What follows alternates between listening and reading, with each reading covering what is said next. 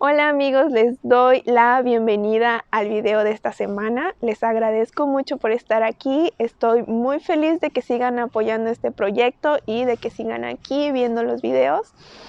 Esta semana quiero enseñarles un lugar muy bonito al que fui. Está en Hamilton y es el Museo de Autos Clásicos. Estuvo muy divertida la experiencia que viví ahí. Y creo que este video no necesita una gran introducción ni tampoco necesita que yo les vaya contando cada coche que vi. Solamente quiero que lo disfruten como si hubieran estado ahí conmigo. Que esta memoria que queda aquí guardada, pues ustedes la vean también y feliz de compartirla con ustedes.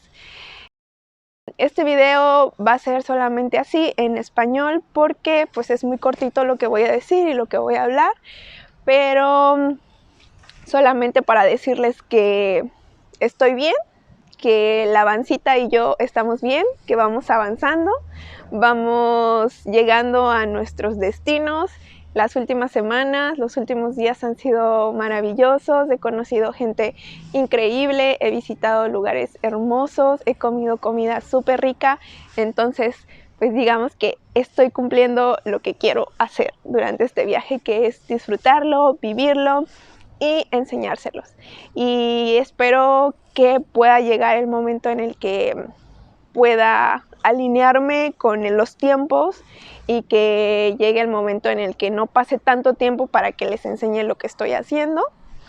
Pero mientras quiero que disfruten conmigo este video, que disfruten la música, disfruten los coches, disfruten todo. Disfruten del Classic Museum. Los quiero y los veo prontito en el siguiente video.